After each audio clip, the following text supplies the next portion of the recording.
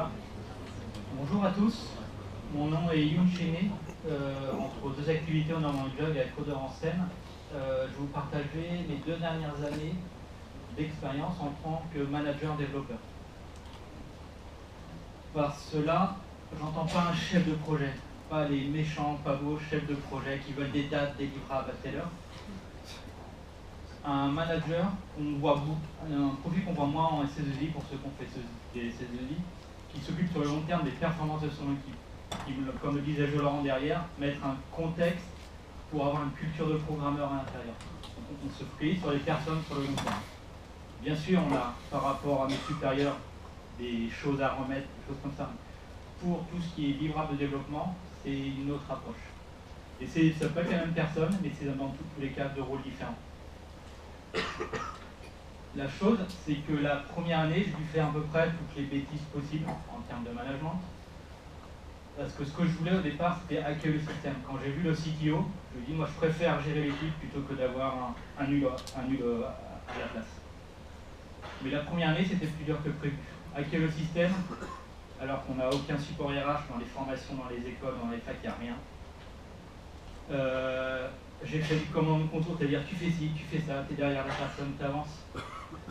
Tout ce qui est single management. Alors pour les Parisiens, quand vous allez en Bretagne ou en Normandie sur les plages, ceci n'est pas une web, ceci n'est pas une web, mais un goéland.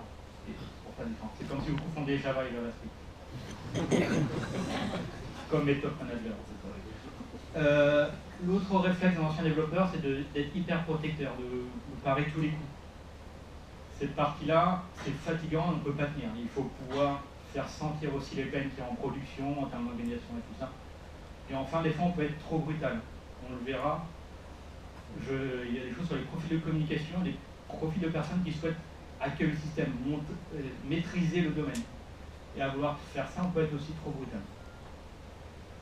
Pour cela, j'ai vu une présentation de l'USI chez Octo il y a à peu près un an, donc en décembre 2012, où il parlait des outils du manager. Donc les outils du manager, c'est une méthode américaine, mais en France, on a un podcast qui est animé depuis 3-4 ans par Cédric Batin et Lauriane, où on a cette méthode, mais appliquée à la culture française. Et donc, il y a des heures de podcast. Il faut commencer par le début. Je partagerai les slides où vous aurez les différents liens et tout ça.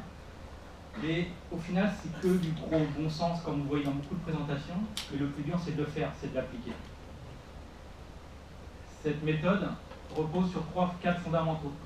Les 1 à 1, le feedback, la délégation et le coaching. Les 4, c'est en fait quasiment que de la communication. Si vous devez en faire qu'une seule chose, ça serait ça. Et si parmi ça, vous devez faire qu'une seule chose, c'est le 1, c'est le pilier de la méthode. C'est ce qui permet d'avoir une communication tout le temps avec ses différents collaborateurs de son équipe. Ça dure de 5 à 30 minutes. Le plus dur, c'est de laisser parler la personne. C'est le collaborateur qui fait l'agenda de la réunion. Pendant les 15 premières minutes, c'est lui qui va parler. Il a un créneau toutes les semaines, tous les 2 semaines. Toutes les 2 semaines pour des sprints de 2 semaines, ça dépend du rythme de la société. C'est un créneau sur lequel il peut vous dire des choses. Bien ou mal. Et ensuite, après, vous avez un créneau pour faire des feedbacks, on verra après, et pour tester des choses, pour faire du pré-câblage. En fait, ici, on va plus parler de leadership plus que d'autorité. C'est-à-dire qu'on essaye d'influencer les personnes vers une direction. Quand on arrive à de l'autorité, c'est comme quand, après une discussion, on commence à se taper, on a perdu. C'est vraiment de l'influence pour aller vers quelque part. Par contre, ce n'est pas un point projet. Il y a différents membres de mon équipe. Avec un, j'ai trop fait ça en point projet. Et quand on est ancien chef de projet, on va faire ça. Alors, qu'est-ce que tu as fait cette semaine, etc. C'est pas ça. C'est le collaborateur qui décide. Donc, c'est vraiment la partie le plus importante. Et pour ceux aussi qui ont des prestataires en régie dans leurs équipes, même si on est censé externaliser et outsourcer le management des personnes à la société dans la SS2I, les personnes elles sont à 90% du temps chez vous, 99 voire 100%. Si vous ne les incluez pas, vous perdrez de l'information. Par contre, vous ne ferez pas tout. Parce que le 1, c'est d'abord le collaborateur qui part, ensuite vous pouvez faire des feedbacks, et ensuite de temps en temps vous pouvez travailler sur les objectifs annuels. Faire des revues d'objectifs annuels. Parce que d'habitude c'est un entretien annuel tous les ans ou tous les trimestres, tous les 6 mois. Là vous avez un suivi régulier. Et si vous êtes trompé, vous pouvez les revoir au fur et à mesure. Aussi, sur toute une année, vous pouvez voir aussi vos propres incohérences sur ce que vous avez dit et sur comment ça évolue. Donc ça, c'est le plus important. Ensuite, il y a la partie feedback. En France, on est un pays de râleurs, donc les feedbacks négatifs, c'est facile. Donc un feedback, c'est je veux influer sur le comportement du collaborateur. On n'est pas sur du niveau ou quelque chose, on est vraiment sur du comportement par rapport à l'équipe. Donc, par exemple, Julien, quand tu fais ça, alors ça met tout le monde à dos et le projet n'avance pas. Donc, ce sont des choses comme ça. Et j'ai même fait le réflexe de prendre un exemple en feedback négatif. Le plus dur et de commencer, c'est de faire des feedbacks positifs. C'est-à-dire on renforce des comportements, on essaye de diminuer les comportements négatifs. Et ce n'est pas une négociation. Et c'est dur, c'est difficile à faire.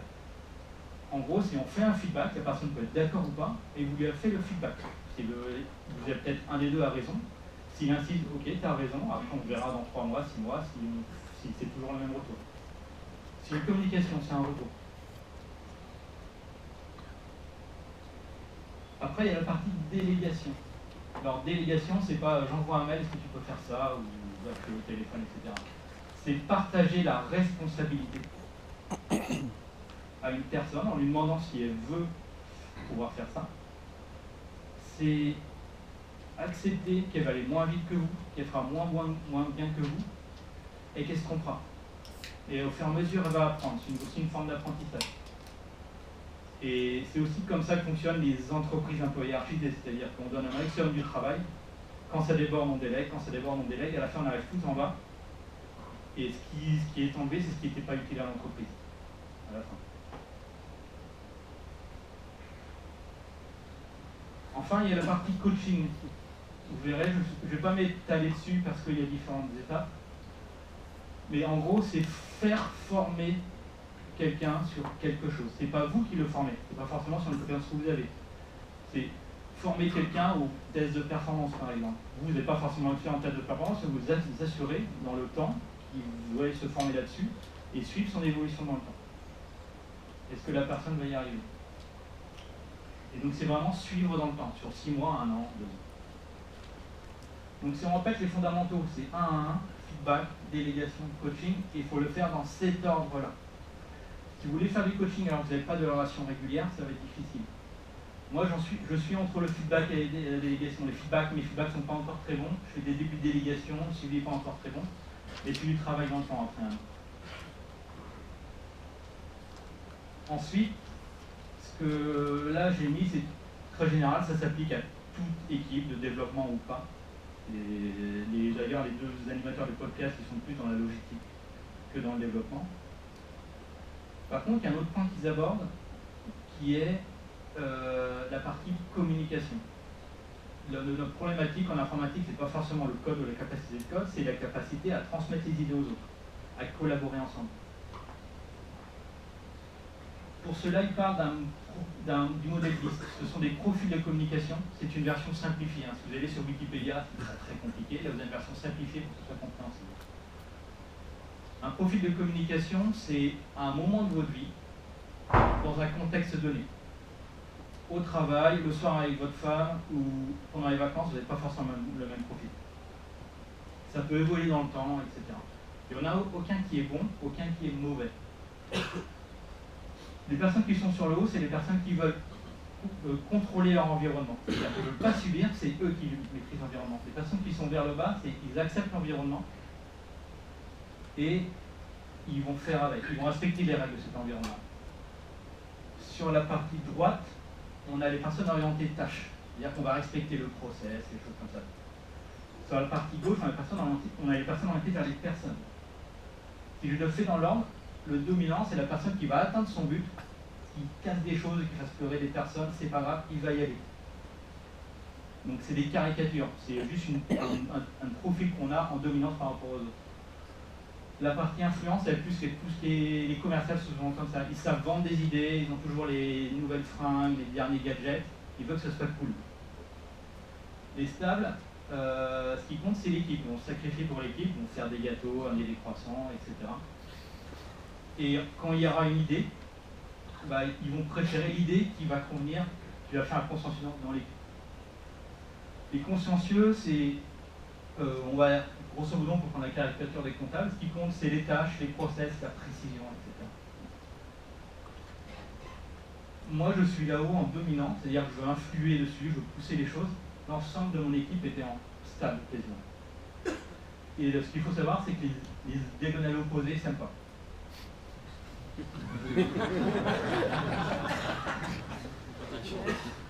Les stables veulent que ça bouge pas, qu'on continue doucement, que tout le monde soit d'accord. Le dominant veut que ça influence. L'influent veut que qu'on prenne la dernière nouvelle idée à la mode, le dernier buzzword, alors que le consciencieux, pour lui, c'est du vent, il raconte rien de précis. Il veut du code, des choses bien précises, etc. Quand on lit les podcasts de différentes personnes, des deux personnes, ils placent les informaticiens ici. Alors qu'en fait, moi, dans tous les tests que j'ai faits, ils sont plutôt là, parce qu'on est devenu un métier collaboratif. Je me dis, si on est tous, il y a l'image du programmeur qui est tout seul devant son ordi, mais construire des logiciels de 100 lignes de code tout seul, ça passe pas. Donc il faut être plusieurs. Et donc, au fur et à mesure des années de travail, ça va vers le stable, vers la stabilité. Enfin, et dernier point, ça, en fait, ça va vous aider à comprendre les conflits dans votre équipe et à faire comprendre que quand quelqu'un, moi, de consciencieux vient me décrire quelque chose, j'attends, parce que moi, ce qui m'intéresse, c'est la fin, c'est pas le détail. Donc ça va aussi permettre de comprendre les conflits, les problèmes de communication. Rapidement, des derniers outils, je fais aussi des 1 avec les pairs, c'est-à-dire un responsable de QA, d'exploitation, de support. Les personnes avec elles c'est plus ou moins tendu, donc ça va fluidifier l'ensemble tout le long de la vie. C'est 5 minutes, si on s'échange les idées, si on saute un, c'est pas grave, mais ça marche bien. Notamment avec l'exploitation où c'est souvent difficile.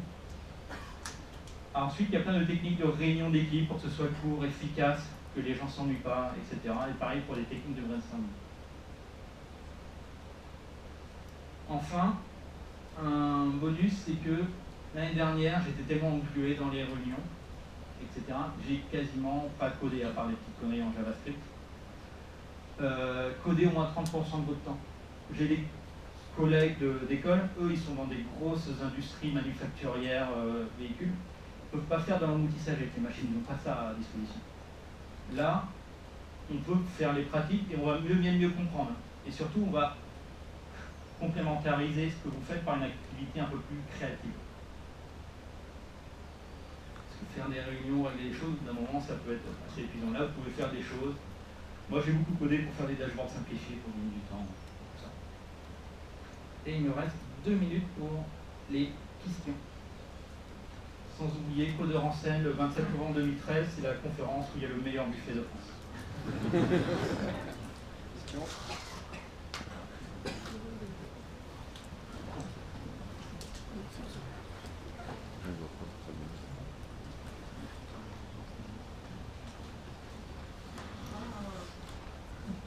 Oui, tu as parlé de délégation, mais de délégation de responsabilité, pas de tâche.